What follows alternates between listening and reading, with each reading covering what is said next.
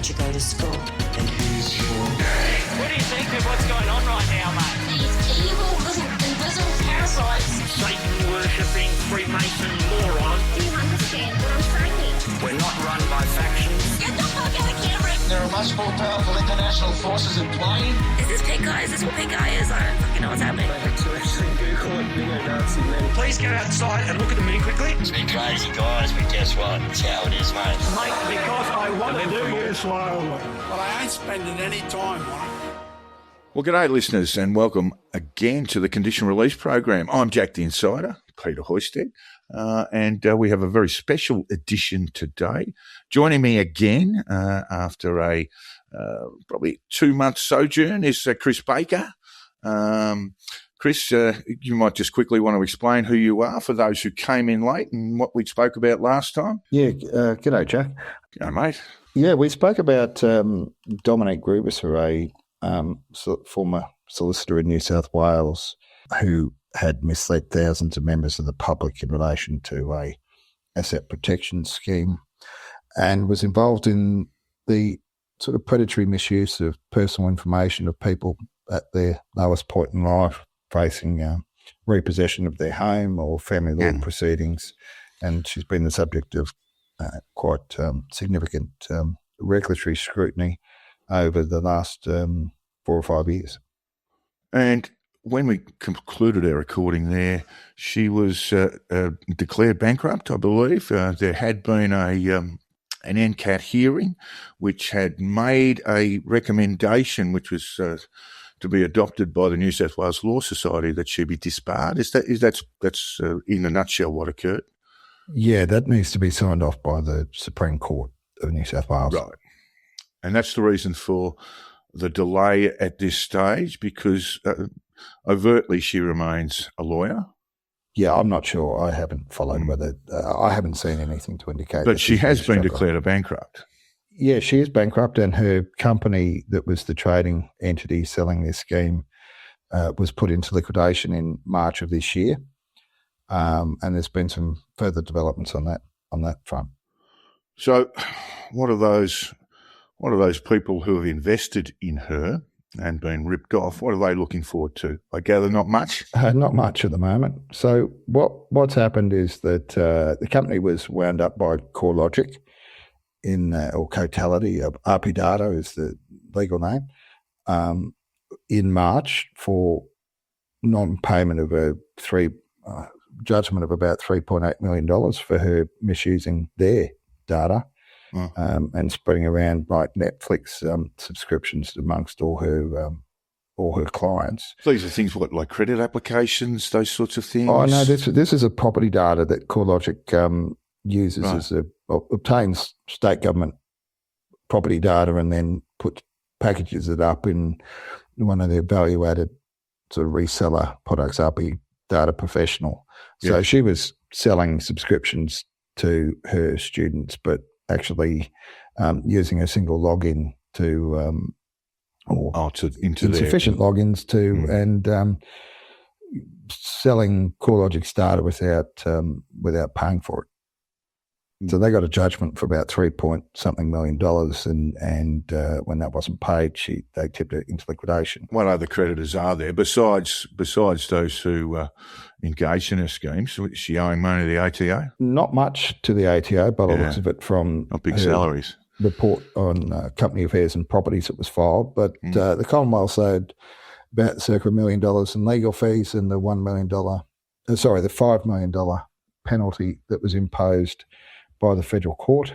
The interesting thing is that since we last spoke, Grubisa has filed this report on company affairs and properties with the liquidator, and mysteriously all the assets, books and records of the company have disappeared. How interesting. She's not able to account for where the client files, the client databases, the marketing databases, etc., have gone. What's she saying? I mean, essentially what's she saying about records and record keeping? There are serious issues about phoenixing of this company's operations to another company and another company again since then.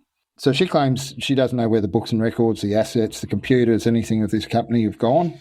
At the same time, the very law firm that acted for her and against the interests of the thousands of people that bought her asset protection scheme have been using that same very client database to solicit work from those thousands of people. It started in July 2023, where they sent an email out to the clients of Grubisa's company saying that they were now dealing with the asset protection advice going forward, while simultaneously seeking to avoid these people getting compensation in the proceedings brought by the ACCC. There have been several emails sent out to that same database since federal budget night this year. So it's quite bizarre that Grubisa claims not to know who the people are that are owed money or their details, despite the fact that she was required by the federal court to write to those people in January of last year, alerting them to the fact that they were entitled to claim a refund. But the law firm who acted against those people's interests are using that same database right now to solicit work from those same very people and telling these people that they will advise them in relation to asset protection. So let's go back a bit. How is she able to? Are we talking about bankruptcy? You mentioned it wasn't a bankruptcy trustee because I presume she'd be under the control of a bankruptcy trustee by this stage, or the bankruptcy trustee. And so what is she lodged there? And if anything, and is she trying to hide property assets, and how? Well, she did file a statement of affairs or bankruptcy form when she declared bankruptcy, and that document indicates that she transferred substantial assets to her husband at the time. As for what the trustee in bankruptcy is doing about that, that's unknown, but it would seem that those transfers are fraught and liable to be clawed back as voidable transactions under the Bankruptcy Act. So meanwhile, her companies are being essentially managed and scrutinised by other companies, insolvency companies. Is that correct?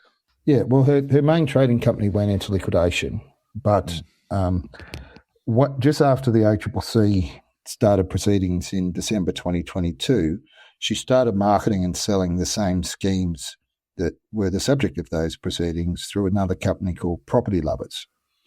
When we last spoke, I mentioned that the Australian Privacy Commissioner was due to issue a statement in relation to a further investigation regarding that company. And in that statement, which was issued in May, the Commissioner described the continuing practice of transposing problematic practices from company to company and the associated consumer concern about that. Some of these were family law mentions, these sorts of things that are normally should not be made publicly available. Well, they are publicly available, but they should not be available for this kind of manipulation. Yeah. The most interesting recent development is that a new company has sprung up, which is registered in Hong Kong, which operates under the name Proptix.ai, Proptix. It's registered in Hong Kong, but is marketing and selling very similar property programs to that of the predecessor companies. The company is registered in Hong Kong, but clearly has no operations in Hong Kong.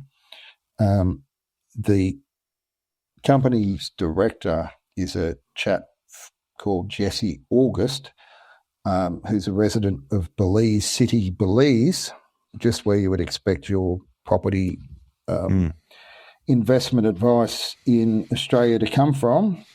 And Mr. August's name comes up in connection with a Ponzi scheme inflicted on poor people in Chile through a company called Sunflower Technologies. So I suspect Mr. August is simply a patsy, a nominee director with no control or involvement in the company, and that this latest operation has been set up to I think naively try to circumvent Australian law. As it stands now, it would seem she's been declared bankrupt and companies are insolvent, being scrutinised now by liquidators. Yet she's still a very wealthy woman. What's going on? Well, on a bankruptcy form, she claimed to have $73 in the bank and a bit of jewellery and not much else. But if you go back to how many properties has she retained, as far as you can tell? How many properties, how many chunks of real estate has she been able to retain? Nothing in her name from which I'm aware, but there were properties, the proceeds of her marital home went to her husband, as did 2 other properties, I believe. So she just transferred all of that prior to her bankruptcy. It can't be that easy, Chris. Surely it's not that simple.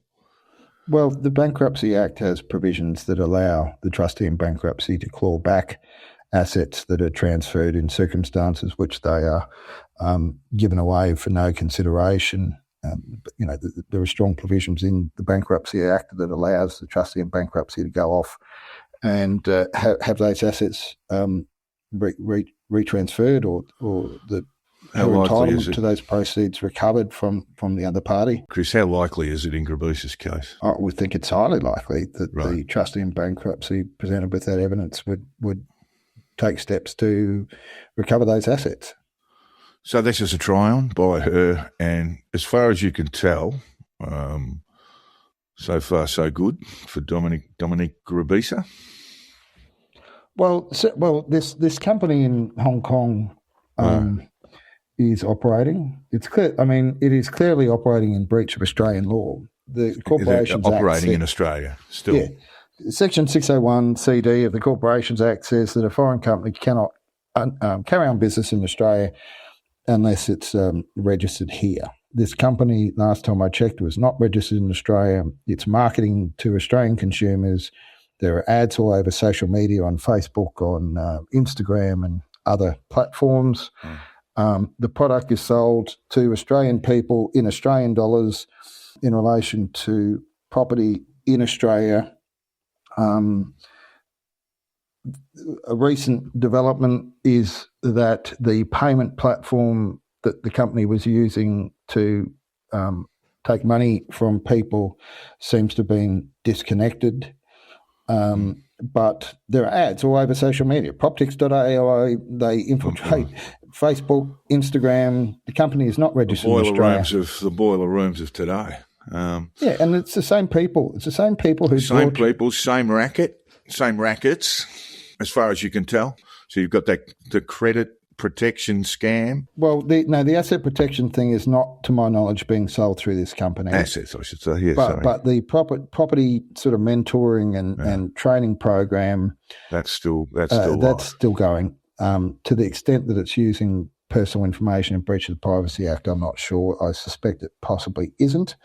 But the people who were parties to the previous company's operations were told to transfer their arrangement over to this Proptix thing back in January of this year, and that company's continued to trade. Senator Shoebridge raised the issue in the federal parliament in a Senate estimates hearing last December. I know that representations have been made by multiple senators to ASIC about why this is allowed to continue, and the company should not be taking money from consumers in Australia. We're not registered here, and it's very, very questionable as to why they've got some supposed director and shareholder based in the crime-ridden area of the south side of Belize City, where I think some 27 different gangs compete over the 40% of cocaine that enters the US from Belize. It's not to suggest that there's anything untoward with this bloke, but it's not the place from which you expect to get your property investment advice. Belize is a narco state, essentially, isn't it? Yeah. All right. Tell me, where is she should have been sworn off by now. Basically prohibited from practice as a lawyer. That is now with the Supreme Court. What's happened with the New South Wales Law Society? What have they said about this case? Because part of the problem, Chris, was they just dragged their feet all along the way. I mean, had she been struck off, that would have created a fair amount of PR and prevented a lot of her scams from taking people's money. Well, the assurance was given in writing in June 2019 that they were acting and that there was going to be an intervention, not an investigation, an intervention. Here we are 7 years later, and the emails are still coming from to the people about their asset protection scheme. If you look at the judgment of Justice Jackman in the penalty case brought by the ACCC, there was an attempt to what Justice Jackman described as further mislead people with a supposed remediation program. There is no way that you can fix the system that she developed as against her claims, and I find it absurd, ridiculous, that the Law Society of New South Wales and the Legal Services Commissioner of New South Wales has known since December 30th, 2022, that property lovers continue to market and sell this asset protection scheme after the ACCC commenced proceedings. That continued right up until March of this year, when property lovers were still offering consultations for the asset protection scheme through an online platform called Acuity Scheduling. And the very law firm that sought to deny these people compensation is now purporting to act for those people and give them advice in relation to the asset protection scheme. They appeared in the court to seek to deny that Ms. Grubisa had misled the public, while simultaneously sending emails to these people saying that from this day forward, we are the people giving you advice in relation to asset protection. I mean, it's just the most ridiculous, extreme, palpable, absurd conflict of interest that you can imagine. And with respect to Samantha Gulliver, the Legal Services Commissioner, and the staff of the Professional Standards Department at the Law Society of New South Wales, they have some very serious questions to answer as to why they have allowed this to go on for years with no action. But just want to wrap this up, but just if you could provide your best guess, your best estimate as to the extent of this scam. Well, we know that several thousand at least since 2023. I mean, 2023. go back if you know. I can tell you that on the 22nd of July 2023, Dominic Grubisa did a full-day seminar in which she marketed the asset protection scheme on behalf of the very law firm that she used to control that acted against these people's interests.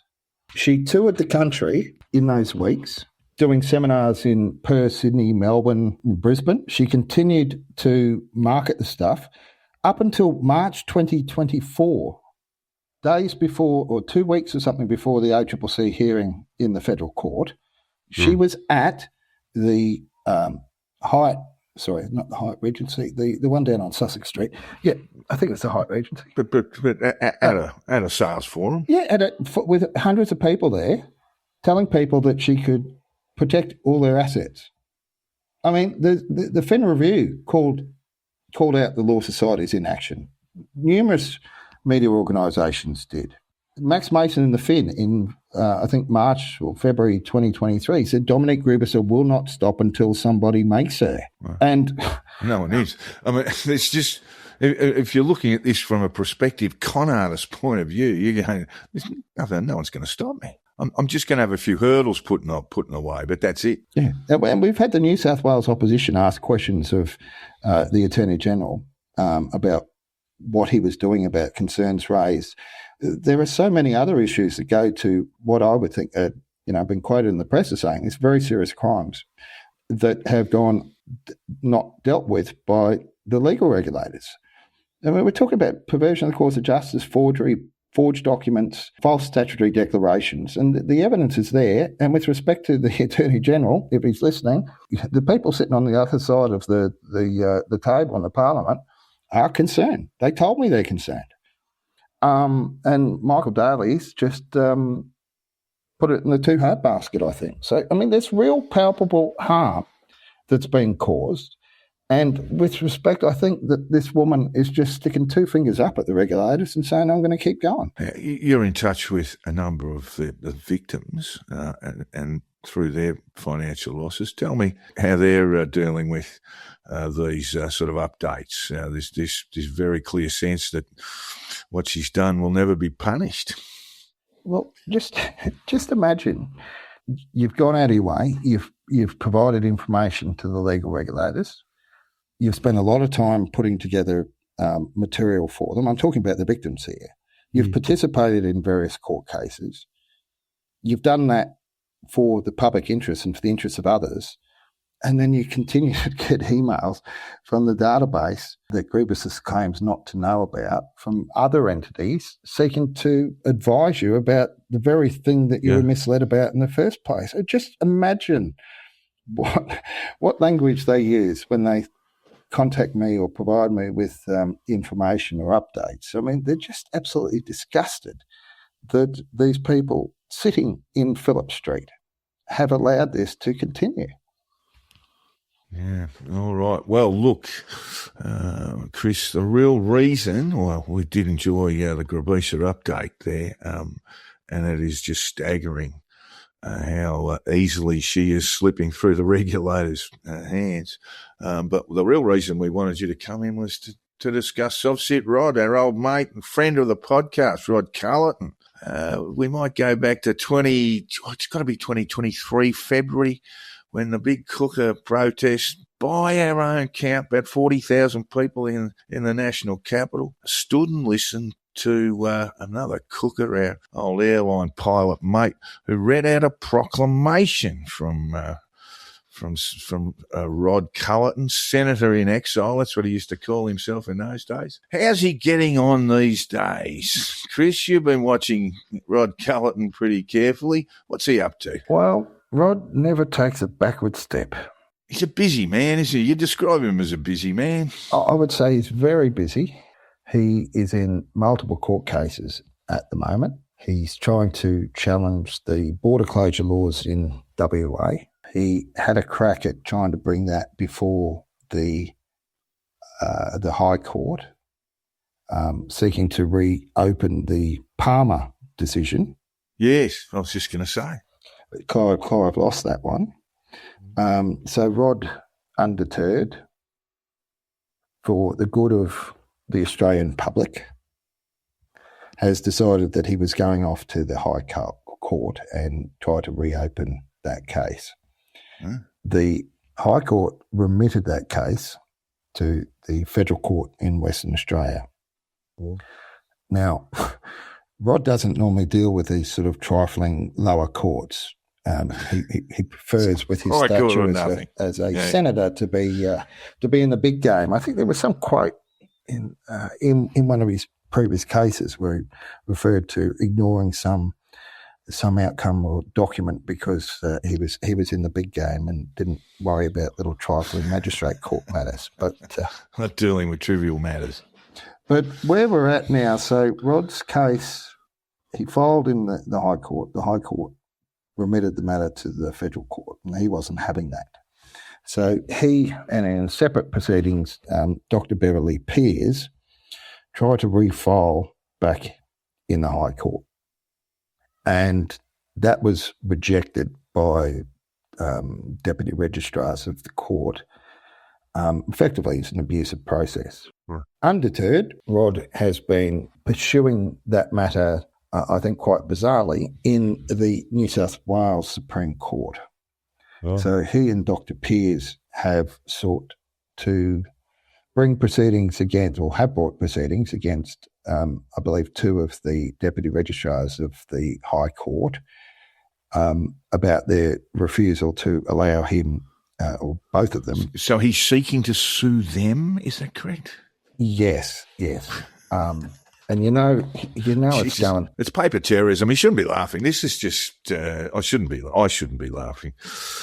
Chris, this is just paper terrorism, isn't it? Yeah. Well, so this was before Justice Harrison, back on the 13th of May. There was a hearing on the 13th of May. And one of the issues in the court was who was supposed to be the other party.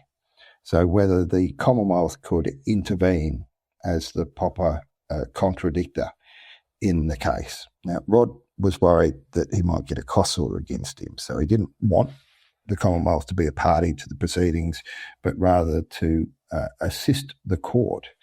Anyway, the Commonwealth's been given leave to intervene in the proceedings, and I think the matter's back before the court on Friday of this week. At the same time, Rod is in the Western Australian Supreme Court, Western Australian Court of the Federal Court, trying to challenge the remittal of the case from the High Court.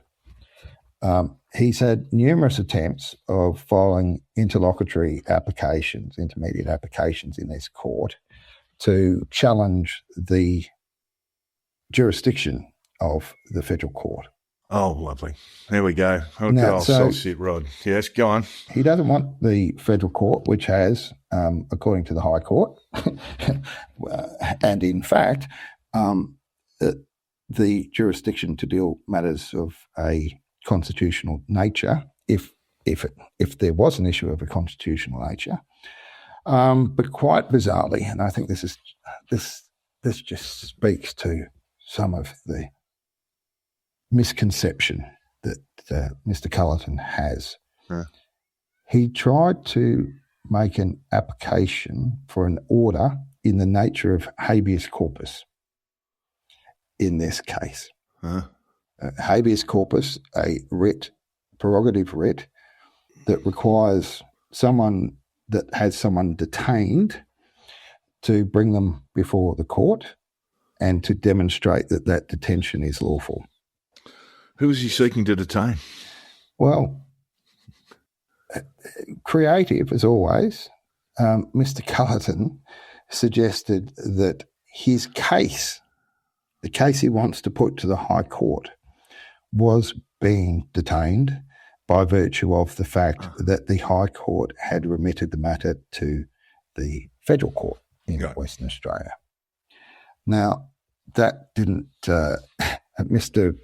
Culleton's submissions on that point didn't get too far. I just want to take us back because a lot of our listeners are going to know that Culleton ran as a undischarged bankrupt in the 2022 federal election and ran up and did the same again in 2025, not to beat it too. Clearly in breach, clearly in breach of the laws around the signing of stat decks.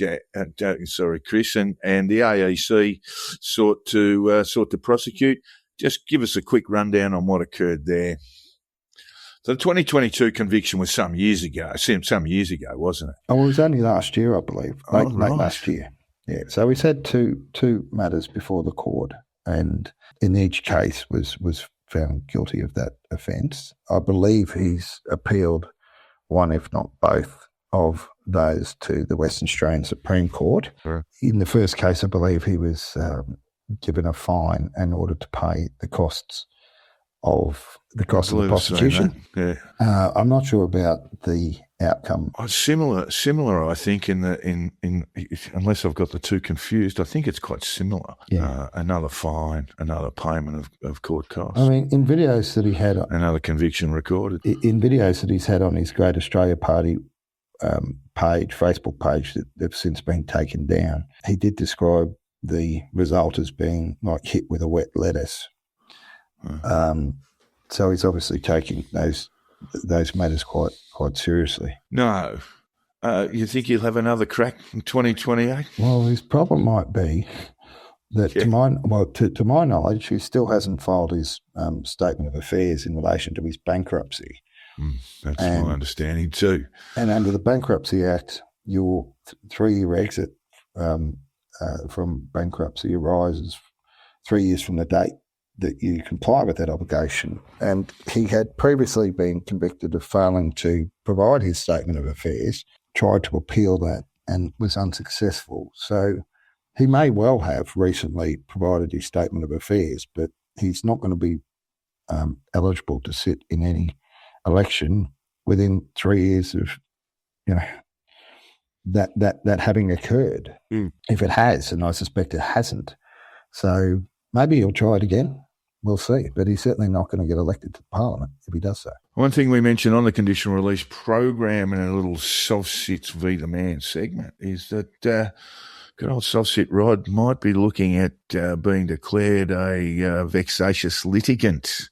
And you might explain where that process is too, please, Chris. Yeah, well, Mr. Culleton had yet another crack at trying to overturn his bankruptcy, and he's been involved in proceedings with Dick Lester's company again for the umpteenth time. Just for our listeners' benefit, Dick Lester was the man who brought the bankruptcy proceedings against Rod and was the basis on which he was Section 44 out of the Parliament. Yeah.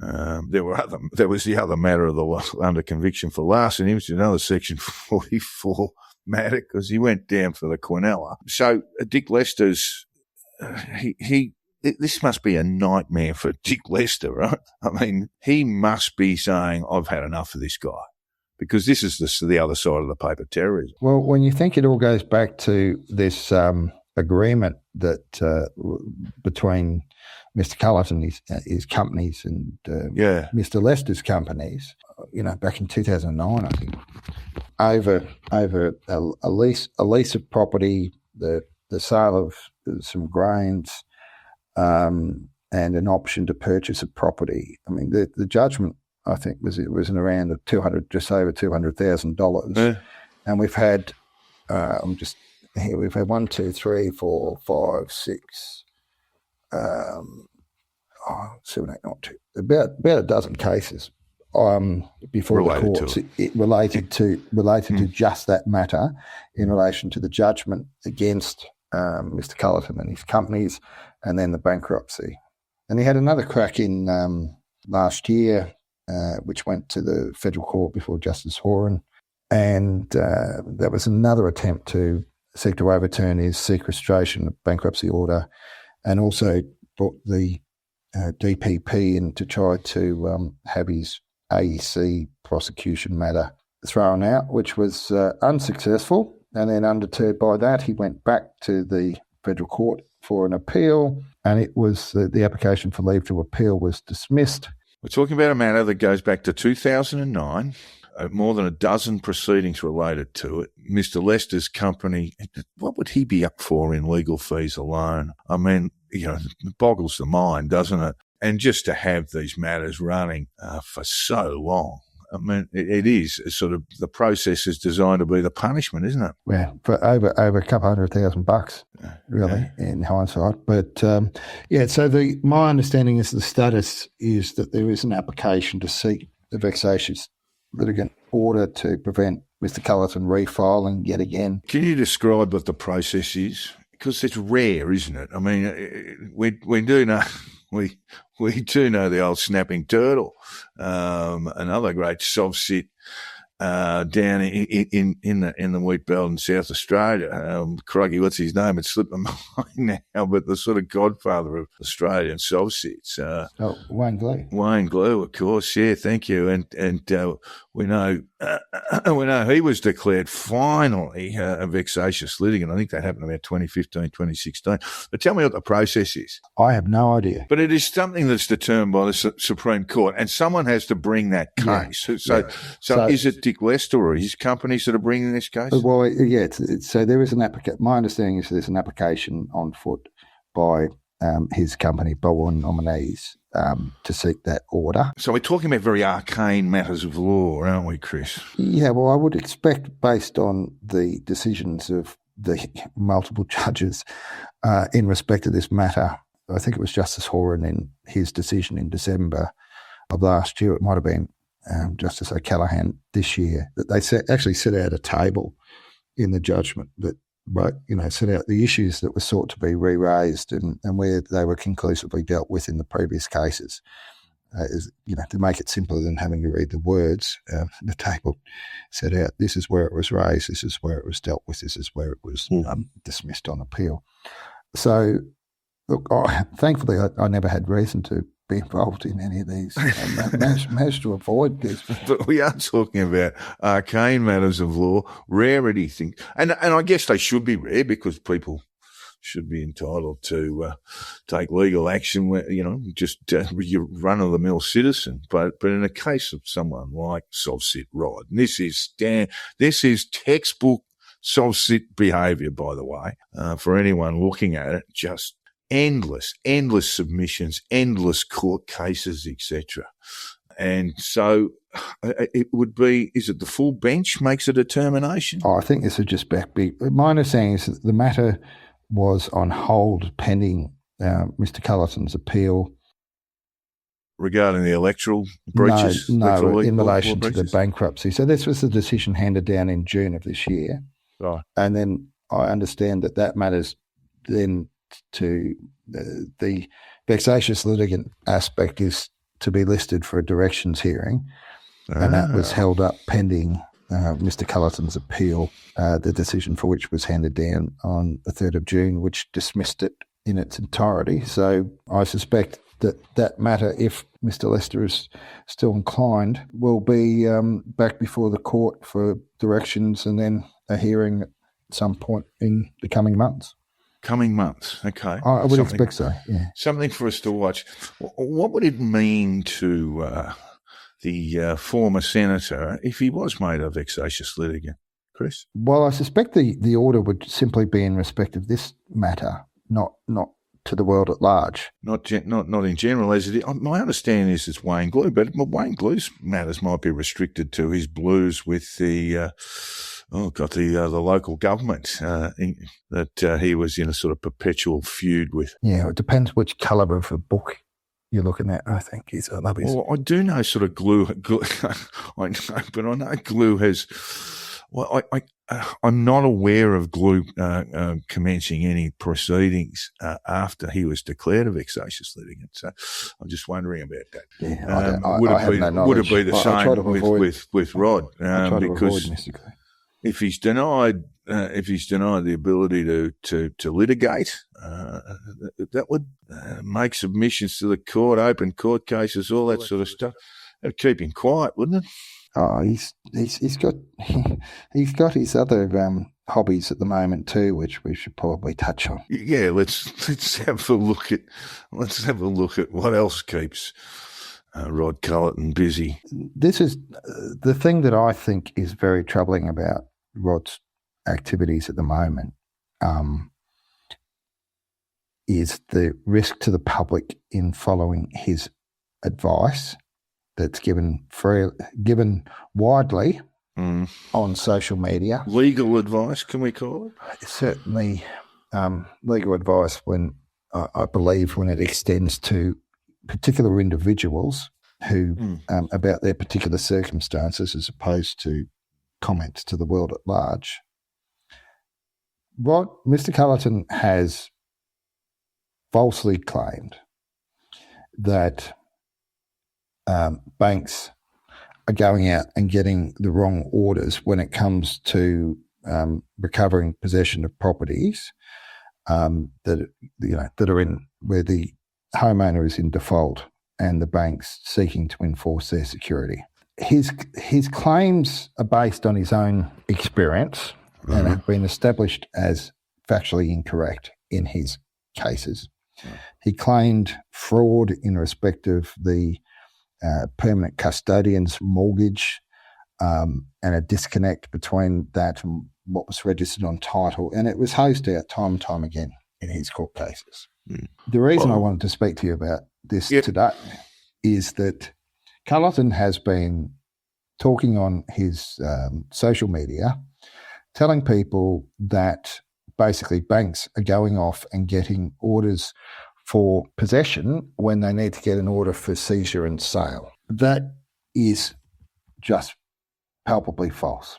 Right. If you, like Bulwer nominees, in relation to the judgment that they obtained against Culleton and his company, a creditor that has had a judgment debt in place, and you are not, you have no security interest over a property. If you wish to enforce that judgment against real estate owned by the property owner, then you have to go to court and get an order for a seizure and sale.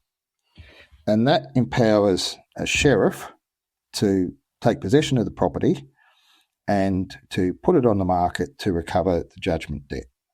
If you are a mortgagee with a registered mortgage over a property, your mortgage and the relevant statute in each jurisdiction enables the mortgagee to exercise a power of sale.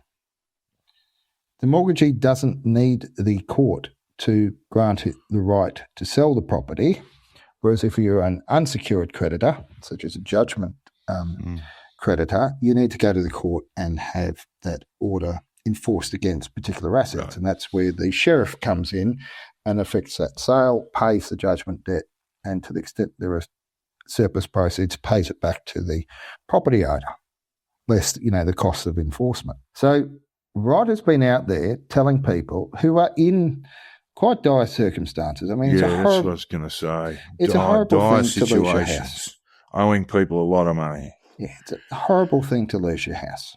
And as you know, I've spoken up on behalf of people who've been put in that situation when it comes to Grubisa and her conduct. So the last thing that those people should be told is to basically bury their heads in the sand or to avoid service.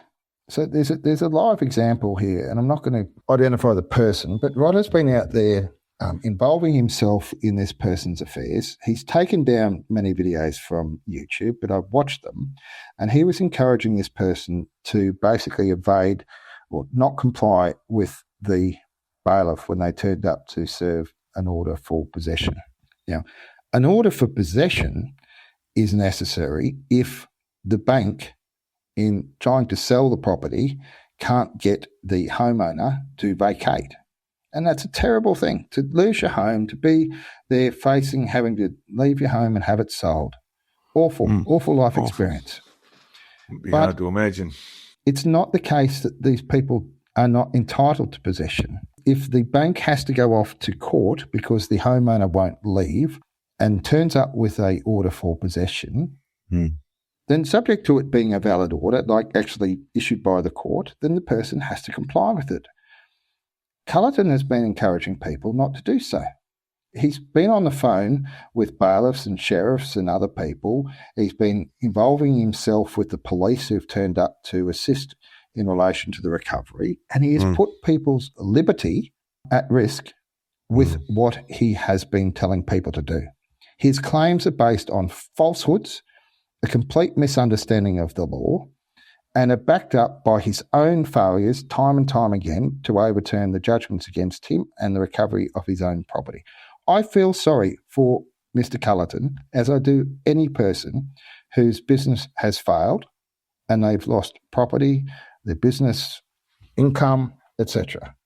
That, what I do not feel empathy with is his continued lies to these people who are in vulnerable positions, that the banks have gone about this completely the wrong way and that they've got the wrong court orders. That is dangerous, and people following that advice run the risk of serious adverse consequences. Look, I'm not suggesting for a moment that Culleton has offered any advice or been involved in this matter at all, but we did see a seizure of property order being served by Tasmanian police in northern Tasmania not so long back, and that led to the shooting, alleged murder, shooting death of one of the police officers there. These are highly stressful matters. I mean, Glue himself has always sort of denied that he lost his case. He got rolled. They let him pay rental on the property for a period of time, and then finally they came to take it. It's all there. It's all filmed.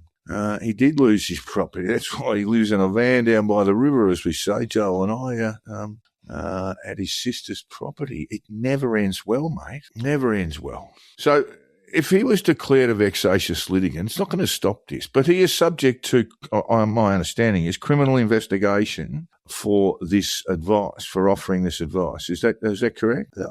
I'm aware that concerns have been raised with the relevant people, and that some of those concerns have come from people to whom I'm told he's given advice, which include drafting of legal documents. Wow. Okay.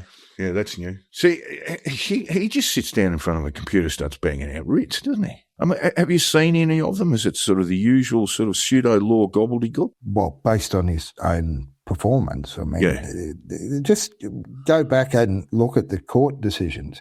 He's challenged, he's used the tired old claim that about the Royal Styles and Titles Act and the change to the oath sworn by justices in Western Australia. He's pulled in the Bible, treason cases. Yeah, treason. I'm sorry, it's sheer and utter nonsense. And so many of these claims. I mean, he's there. He tried to appeal his larceny conviction, and he yelled at the judge. And I remember he claimed that the magistrate's decision in the first instance, where he was convicted, he was convicted in absentia, wasn't he? Well, yeah, I'm not sure. Is this the same case? Because this one wasn't. This is the larceny case, but the one I'm thinking of, whereas he grabbed a set of car keys, during a repossession. And the original one was annulled, as I understand it, because he was convicted in absentia. But then it must have been reheard because there's a case. Well, the High Court determined that he was under conviction at the time he made his application to the Australian people. Yeah, that was the bit, wasn't it? In terms of his application as a candidate, his the Australian Electoral Commission business. So he went for that. He obviously went for the bankruptcy first. He's tried to challenge decisions on the basis that the underlying legislation is invalid because it wasn't properly assented to by the Queen of Australia, or the Queen of Australia doesn't exist in his view, and we can't have a visible crown, all these sort of nonsense claims. But then he's using that same legislation or other related legislation to challenge the matters in the court. So he wants to both claim that everything's unconstitutional and that laws are invalid, whilst relying upon those or similar laws of the same status to challenge the underlying case. Mm. And it's the same old stuff, really. In soft terms, there's always this Culleton's MO. Basically, there's that the Constitution is invalid. The Australian Constitution is invalid. The powers have been taken from the monarchy in the UK. There's a whole series of rationales for it. Some of it relates to the Australia Act of 1980, 88. Some of it relates to the Australian Constitution Act of 1901, if I'm correct, or 1900. And it's the same old sort of Wayne Glue stuff. Australia as a Commonwealth essentially doesn't exist. Oh, and his other favourite thing is calling upon Commonwealth law in matters that have got nothing to do with the Commonwealth. So he tried to bring a private prosecution against Shane Elliott, the CEO of ANZ, and alleged Commonwealth crimes in relation to effectively the theft of assets of his company was his case. The Commonwealth Crimes Act deals with crimes in respect of Commonwealth agencies, like if you were ripping off Centrelink or lodging false documents with ASIC or something like that. It doesn't deal with a company registered with. I mean, again, that was another case, and I've watched quite a few of his videos when he was travelling around in his truck and talking about being on Commonwealth land when he's on the highway, so I think he's got a rather misconceived view about. He's not driving, he's travelling. But look, let's get back to this. I mean, if you're in his sights, and we might be now too, Chris, once this podcast gets out there, slammed with writs every other day and irritated endlessly by colour. Because that's the problem. We've had a bit of a giggle about just the sheer temerity of the bloke. But seriously, he's offering legal advice when he shouldn't be giving it to people under great stress in hugely adversarial positions, and then next it's just if you've crossed me, I'll drag you into the courts for the next 20 years. But that's true, isn't it? I mean, to what degree is him being made a vexatious litigant going to restrict some of this? I don't think it will. As I said, I think it will be limited. I think it'll be limited to that. To those. Well, I was getting my hopes up there, mate. Well, he's got other problems, and I mean, just the costs associated with these cases. I mean, yeah, but if you're not going to pay it, it doesn't really matter. And you contest your initial bankruptcy, just contest another one. Pop your name up for a Senate election every 3 years because while you're an undischarged bankrupt, and just keep on rolling. That seems to be the Rod Culleton tactic at the moment. Yeah, well, it'll be interesting to see whether he does so. He's very fast sort of becoming one of these, sort of leading sovereign citizens, perhaps some of the old greybeards in the movement, not just Glue, but others who are, basically pseudo-law adherents, paper terrorists and general nuisances. Yeah, well, we've got quite a few. Well, there's no shortage. There's no shortage of them. The other side of this coin, Chris, is, if people take the view that they don't have to, in the case of Glue, pay their rates, or they don't have to, or they go bankrupt and they don't have to comply with the trustee, people go, oh yeah, well, let's give it a crack. I mean, we saw Monica Smith a couple of years ago when she was looking at a prosecution. Some of her options there, she thought she might give the soft-sit thing a crack and presumably be as disruptive as she could be in a courtroom. Well, I suspect there's a limit to. I mean, she had some financial support from people that wanted to give her some coin, but I suspect some of these other people were not going to be blessed with the gifts of the general public when they keep running these matters. I mean, well, in South Australia, they're talking about making becoming a vexatious litigant a little simpler, because it's one of the responses. They're actually being overwhelmed by sovereign citizen nonsense in their courts, legal and civil. Criminal and civil. And it's like they have to ship the magistrates and the judges off for a bit of training because no one's quite sure how to deal with them. I mean, there's Alperin, former magistrate, now who comes forward and speaks about it a bit. But I get the feeling sometimes some of the judiciary just had no sense that this stuff is coming until it's in their courtroom. Yeah, I think it's. I mean, I've spoken to barrister mates of mine, and they say it's just consistent. And well, it's essentially because Culleton, Glue, et al. Have been getting away with this stuff for a long time, and when Cookers come in to say, well, how come they got away with it? They'll lie to them. In the case of Glue just reckons he's won every court case he's ever been involved in, and people go, yeah, beauty, we'll give this a crack. But that's not true.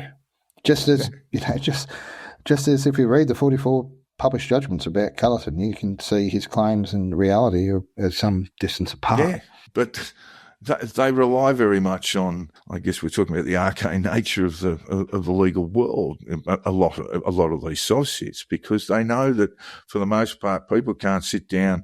People who listen to them are the ones who can't sit down and read a judgment, or won't sit down and read a judgment. They won't go through the pseudo-law applications and how they've been knocked back time and time again, and how they've left the applicant, the soft-sit applicants, seriously out of pocket in terms of cost. But they don't examine those things, because people like Culleton and Glue, they present themselves to their audiences with this kind of certainty that they'll know what's best for you, and that it includes putting yourself in harm's way in a courtroom. Yeah. I mean, it applies to Mike Holt. Mike Holt, there's another one. In giving, he doesn't, to my knowledge, get involved in giving advice, although he does have these weekly sessions about the nonsense of paying your debts by bills of exchange, and claims they're always successful. There's not been a single case where anyone's been successful in claiming that they can pay their debts with a bill of exchange that's not accepted by the other party. Never happened in the States. Never happened anywhere. Never happened in Canada. The growth of the sovereign citizen movement, sort of started in the 80s in Rust Belt United States, really, around the times of a lot of farmers losing their lands and what have you, and along came the sovereign citizen movement, closely linked to the sort of racist and segregationist groups of Posse Comitatus and those sorts of groups. Jumped the border to Canada. That's more closely related to what we've got here, because the structural basis of pseudolaw is very different under a republic as it is in the United States, as opposed to Canada and Australia, where there is a sort of commonwealth of provinces or states that have their constitutional powers in the UK under the monarchy. So what do? We just grin and bear these guys because there's more of them. Oh, they're breeding. Well, the ones that get me, mate, are the ones who'll happily flick, $4,000 or $5,000 US to do the law courses, to essentially train them up as soft-sits, and included, I don't know if you ever saw, it's one of the many traffic incident videos where this bloke who was an excavator was pulled over, and he said, "Look, I'm a lawyer," might have interchanged between lawyer and law student, and it didn't do him a bit of good, but he's still around. He's still around posturing on social media, claiming he's never had a loss. Well, of course, we've missed what happens when all the courts of Australia let these people down, and we're seeing it with Mike Holt and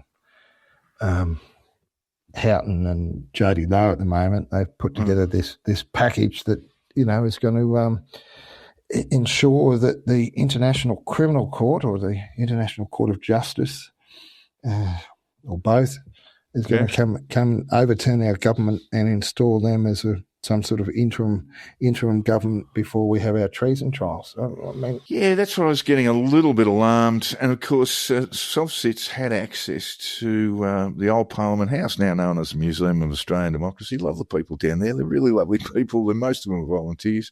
Anyway, as I'm sure you know, Chris, and I'm sure our listeners do, a group of sovereign citizens, some of them from around the Goulburn area, made application directly to the caterers to use the facilities and conducted a trial where they indicted the entire federal Australian Parliament.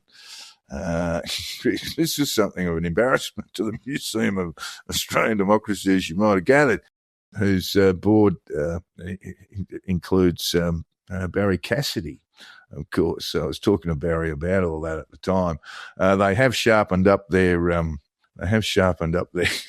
application processes because one of the guys actually, the applicant for the space, he'd given the address of the Goulburn post office, and the ABN that he provided didn't work. It just wasn't a thing. It was just a gathering of 9, 10 numbers. Yeah, they got away with one there. And sitting in the August halls of that lovely old building is a little bit scary. But there's no doubt this movement is increasing. There's just no doubt about that. And some people will adopt its principles opportunistically, and others will do it because they've acquired it along the way. No, well, but as I said, where it gets problematic is when they are dealing with real people's lives, with their real life experiences, with real court orders and judgments and the police at the door, and with the bailiffs there, or, it might from Educate for Protection. There's a recent case in Cessnock where you've got people being prosecuted under food safety legislation, and you've got Derek rocking up and making a counterclaim in the tens of billions of dollars and yelling at the magistrate, the judge, and standing outside referring to the Zionist court owned by the Rothschilds and the BlackRocks and the Zionists. And I mean, I can imagine, I find that the magistrates and judges of this country are exceptionally polite and patient when it comes to these matters when you read their judgments. But if you got that flog turning up purporting to represent you, I imagine that the magistrate's patience would draw thin, and that you're not particularly doing yourselves any favour. They're too nice. I actually think they're too nice. History of screaming at judges about necrophilia and all sorts of things. Just stand them up and say that's it. You find you guilty of contempt. Off you go and cool your heels in the cell, and you can come back when you're prepared to discharge the contempt. That's one response. But well, you might be right. Our judiciary might be too nice, mate. All right, well, that takes us out. I just want to thank Chris for his time. It was a fascinating chat there about sovereign citizens and where that's all going to end up. Through the prism of the one and only Rod Culleton, threat to crockery, and and society perhaps in general, and what he's been up to at the moment. Some of us wouldn't have heard from Rod for a little while, but by geez, been a busy fellow. He really has been knocking out a lot of work.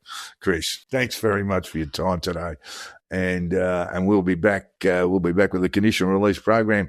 Coming soon, sometime this week maybe. See you, folks. I don't think I ever want to talk to any of those people. Fuck me, you guys are bastards.